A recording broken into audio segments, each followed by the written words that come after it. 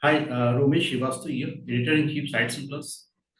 Welcome to the YouTube channel. Please do subscribe this for the HR news, for the HR updates, conversation with the top-notch CHROs, and some business heads. So the agenda for today's discussion is HR challenges and trends for 2023. If you look at the HR challenges, so the things are rapidly getting changed. Few months earlier, we were talking about the great resignations, high attrition, and war for talent. And now the buzzwords are changed. We are talking about the layoffs, we are talking about the quiet quitting, we are talking about the moonlighting. So now if we look at the workplace culture, so though the employees started working from the offices in a hybrid work model, but if you look at the employee engagement part, so that is lowest than it has been in years. Now, if you're coming to the employee expectations, so these are shifted since 2020, and work relationships are more transactional kind of rather than enduring. And if you look at the technology advancement part, so a few new technology uh, also coming into the picture, and for example, you can say metaverse. So that the critical skill gap that is going to be one of the concern. How to upskill their employees, how to upskill the team. So this is, I think, one of the concern for the HR leaders. Another area that is the job market I see. So job market is getting slow because of the US recession, especially in US and European companies in India. So some layoff is going on and some slow hiring. So this is, I think, one of the area. A lot of expectations, employee expectations are changed, priorities are changed. So people are looking for the more fulfillment. Their priority is the wellness, the priority is the work-life balance. So I think this is one of the area. So to discuss in detail these all the burning issues, we have two senior HR leaders. Let me introduce Mr. Rajiv Burman. He is a global people partner with SP Global, and Ms. Pooja Bansal. Pooja is the Chief Human Resource Officer with the PRGO India. So, Raju, I would like to come to you first. What do you think that what are the top HR challenges for the 2023? No, thank you. Thank you, Ramesh. And before I start, very nice to participate in this session with you and Pooja. So, really appreciate you setting it up.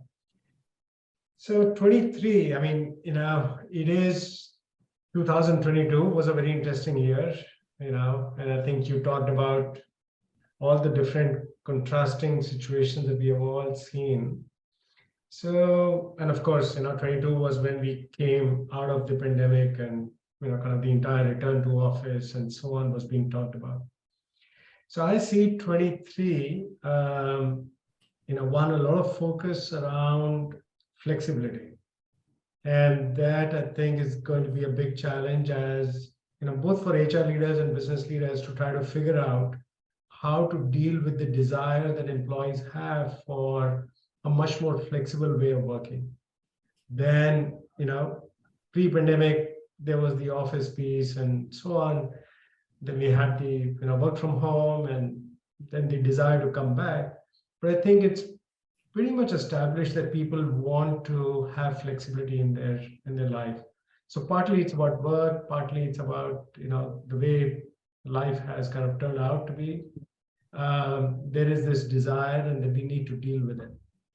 So I would say that's one. Second, just the way you described, there's been so much change that we have seen in 22. And I think employees, leaders, managers, everyone is quite exhausted with the amount of change that's going through. And I think dealing with this entire change issue is a big challenge that HR and other people managers need to deal with and kind of support their organization. So I would say that's two. And I think the final piece I would say is what I call the employee experience.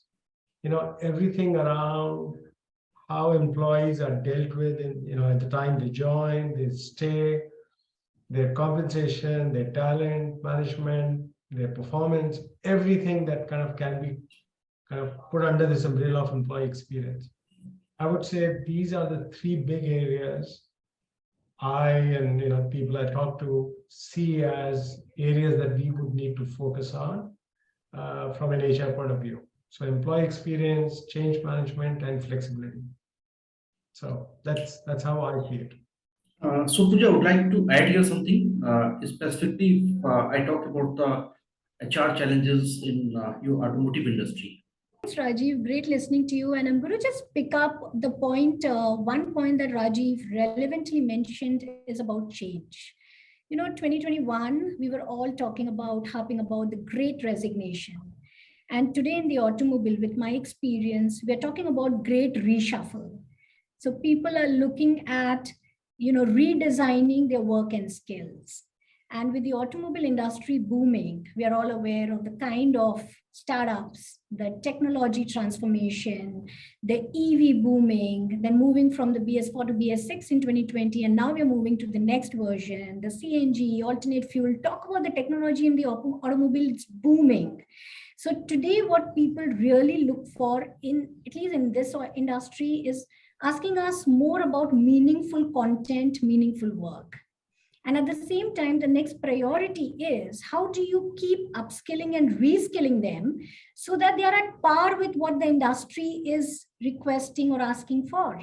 So there's a whole lot of skills. The boom of skills in the automobile is so high that people are demanding a lot of learning opportunities. So for us, I look at it as 4 aspects. Answering to employees, how do they grow in this industry? What is it that this organization can offer to you? Ensuring that their capabilities are put to use, and at the same time, they continuously reskill and upskill with them so that they keep pace with the technology and the transformation that's happening in the automobile industry. Second most important demand of people here is appreciation. They want to feel valued. They want to have that sense of belongingness in the organization, which maybe way back, if you had asked me 5 years back, the expectations, at least in the automobile, was not so high from the employees. So I think this has become another priority for us. How much are we recognizing and providing value or making them feel that this is the place that you can have the sense of belongingness? And of course, next, most important is ensuring that their work deliverables are measured. They are demanding more and more to know, how are we doing? What are your measures? What are these statistics, or what are the scales on which you want us to be measured? How do we grow? Because finally, when they have perspective of how are they going to get measured, is they have perspective of their growth as well. So I believe it goes hand in hand. You just can't go back. Gone are the days when you can just go back to an automobile salesperson and say, look, it's only the volumes that matter. There's much more to it that they're looking at. And then at the end, Ramesh, I'm picking up what you said. People do focus on their well-being. It's much high. Safety, well-being, security is something that they demand. So I would say growth, appreciation, measurement, and engagement is something that becomes a priority for 2023. So as Pooja, you were talking about the expectation, employee expectations. So obviously, a lot of expectations have changed. And I think the quiet quitting is the consequence of these expectations. So, Rajiv, if I come to you, what is your opinion on the quiet quitting? If you see that this is the challenge for the coming year, which is, of course, the challenge. So, how the HR professionals can deal with this? Yeah, Rajiv, please. I think this was really helpful listening to Pooja about what's specific about the IT, about the automobile industry. I come from, predominantly a tech and a research-based industry. So obviously, the dynamics are a little bit different, but I can still see a lot of common elements that we are facing. So specifically on quiet quitting, I mean, it is a genuine problem. It is a challenge. And I think in a lot of ways, it comes down to, the issues around employee well-being. People, wanting to know, is the company doing things which help me take care of me, my family, and my life? And I think, that is something that we need to continue to focus upon. It is way beyond some of the, kind of the fads that you have in the office of perks and so on. I think it's more about genuinely ensuring that employees feel that the organization is invested in them. So I would say that's definitely one. The second part I would say that, at least in our experience around quiet quitting is, which obviously becomes even more challenging when you have people working remote and so on, is what is their connection with their manager? How close, is the manager to the team, and how much invested is he or she in the team members? And people, we have heard about this for a long time, that people kind of join a company but leave a manager. And I think that is so much true in this current environment. When I look at different teams in our organization, the difference between two teams is not so much only around the skill level. It's a lot about how the manager has kind of brought the team together and invested in them. And people feel that he or she really cares for me. And that kind of helps them get out of this mode of, I'll only do the minimum possible and kind of get away with it.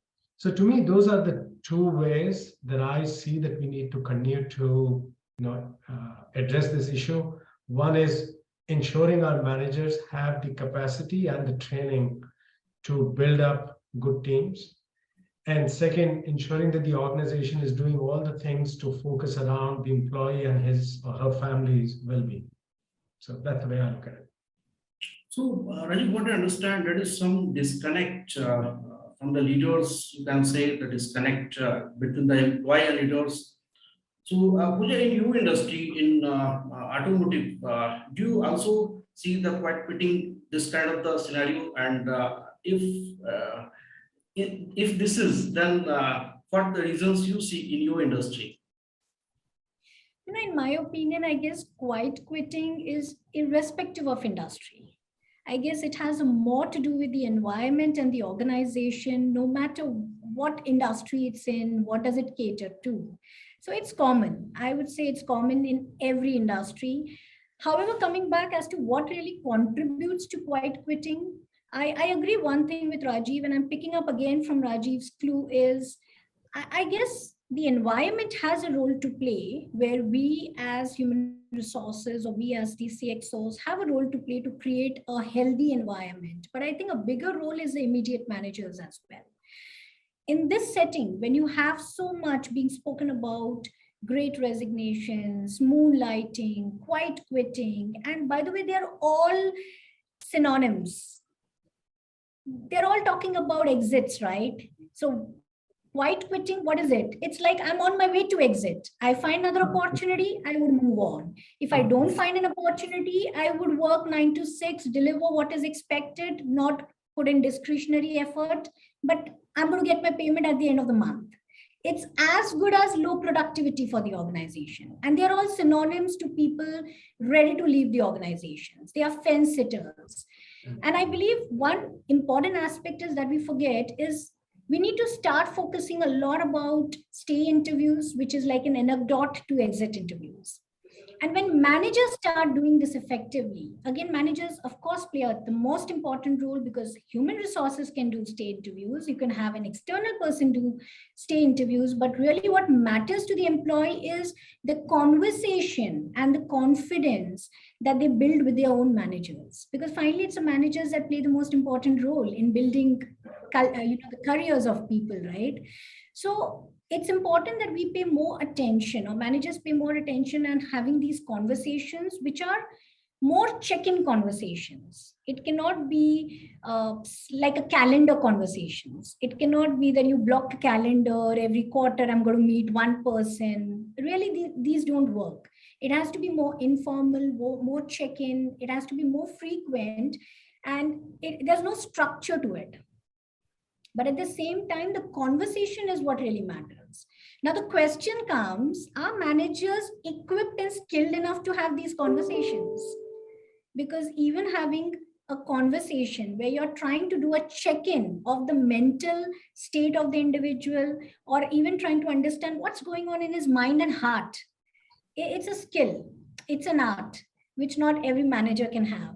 And if managers don't have these conversations correctly, they may do more damage than any advantage that it can add to the organization. So more again, or less, that is more connected to the engagement part. We need to engage them. We need to connect them. So that is what I understand. So based on this conversation, what the inputs I get from the Raju and what the you shared about your automotive industry. So what do you foresee that what are going to be the key priorities for the HR leaders in coming year, and what the trends you see in coming year? Pooja. okay, I think like I mentioned in the beginning, reskilling and upskilling is going to be the key priority. And today, if you look at a lot of research and a lot of articles that get published on the learning and development foresee, I guess learning and development is playing a strategic role in the human resources. Gone are the days where they were like calendar programs, or it was only a tick mark, or because it had to exist in an organization because it looked good as a part of the human resource team. But today, learning and development does play a very, very important role because they are going to be upskilling, reskilling people to match the pace at which the business wants them to perform. They are the ones who are going to touch, even when it comes to diversity, inclusivity. These are important matters that organizations are focusing, and learning and development does have a very important role in DEI as well, right? So I guess that's going to be the basic priority. That's going to keep people engaged. It's going to help them bring meaningful work and content.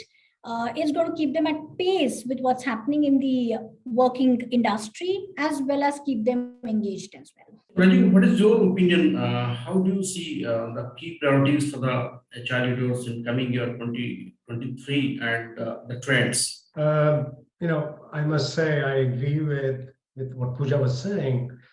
That there is a core role that the CHROs and the HR teams can play in the entire issue of skilling and reskilling. And the way I see it is kind of tying it back to your previous question. I think we need to skill our managers to handle the entire change for themselves and their teams. And I think that's a very important aspect. So to me, the change management skilling, or the ability of the organization to deal with a lot of change that can happen in a very short period, like we have seen in 22 and previous years, I think is very important. I think it'll make the organization more resilient. So to me, that's kind of a core part of what learning and development or the HR function needs to do. So that I would see as one key priority. I think the other priority I would see it is, I think the CHRO has an opportunity once again to kind of have an impact on the organization by focusing on ESG. I think this entire focus that's coming through on the environmental and social and governance pieces, HR has a key role to play on all three, and can help transform the organization to be so much more forward-looking and so much more at the forefront of being an ESG leader in their particular sector. And I think those are two areas where I would see HR leaders having a role to play in 23. So Raju, as the role of CHR that is also getting evolved year and year, if some more responsibilities are being added. Now, if you see that ESG has become also the part of CHR, they're looking into the sustainability. So how do you see the evolving role in 2023? How do you see the new role of CHROs? What are the added responsibilities? More added responsibilities maybe in CHROs, camp. No, I think you're right. I think the HR role is changing, and clearly ESG, like we are saying, is going to become a core part of what HR leaders have to focus on. And I think this is in some ways a buildup of a lot of change over the last 5-6 years that we have seen, as a lot of the operational stuff is either outsourced or automated. And a lot of those pieces which used to occupy HR leaders in terms of the administration or compliance or kind of services have either been dealt with through automation or shared services, etc. So those are pieces that are kind of hopefully for most leaders are going away, and that creates the opportunity for HR leaders to be far more strategic, because I think this has a great business impact on the organization. And this is what HR leaders have been asking for. Hey, how can I be more strategic? How do I get seat at the table? How do I ensure that I am a crucial part of the leadership? Well, this is the opportunity where HR leaders can get away from process, administration, compliances, and kind of move into creating a significant impact on the company. So I think this is a great opportunity for HR leaders. And in a lot of ways, I'm excited about where HR is going in 23. And Pooja, how do you see what the new responsibilities are being added in manufacturing industries? And if you talk about the automotive, what the new responsibilities are being added in CHRO's role? I think, Ramesh, a whole lot. How we actually used to perceive, the environment of a manufacturing and an automotive. I guess the traditional way of looking into the ambience and environment was there exists a blue collar staff, there exists a white collar staff, and they come here. There's manufacturing, production, 9 to 6, shift. That's the way traditionally people looked at manufacturing and automobile. But I would say it's a complete shift. We're not even talking about anymore about the differentiation between blue and white. They are just employees, they are people, and you have to touch the heart and mind of each one of them, and the expectations are phenomenal. How we looked at an IT firm and environment and how we looked at manufacturing was way different, but today I guess the expectations are almost the same. We want flexibility, we want work-life balance, we want the employee experience like onboarding, welcoming, we need innovation, technology, we want learning opportunities. We are not going to do 9 to 6 job, we are not going to do the same routine job.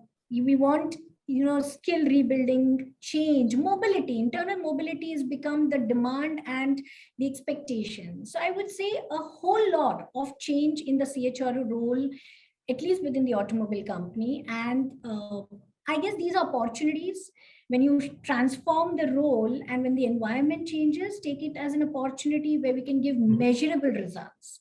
So we are no more known to just deal with blue collar staff. We are known to give an experience which is wholesome.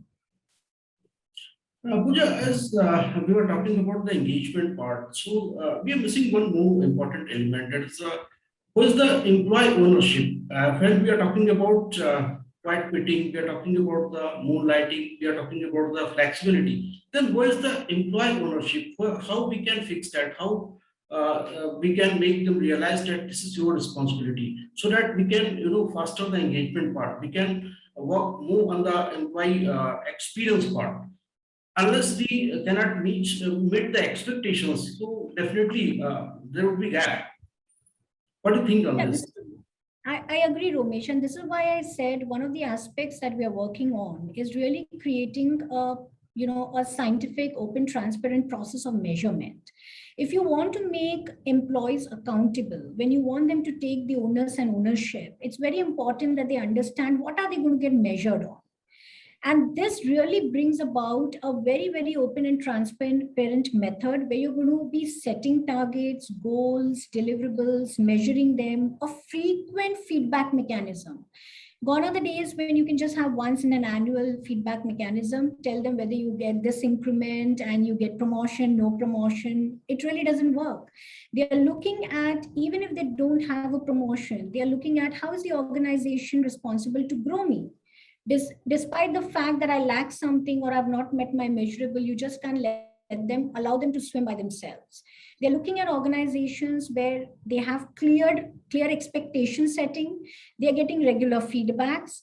And at the same time, if there is a gap and they're not able to meet that, they're expecting the organizations to handhold and take them to the next level. That also means that we are bringing, a lot of innovative techniques of assessment development centers, executive coaching, success coaching, programs, which are very, very focused on, how that employee is built around, or what is the work or role of that employee, rather than making it like a one size fits all kind of a program.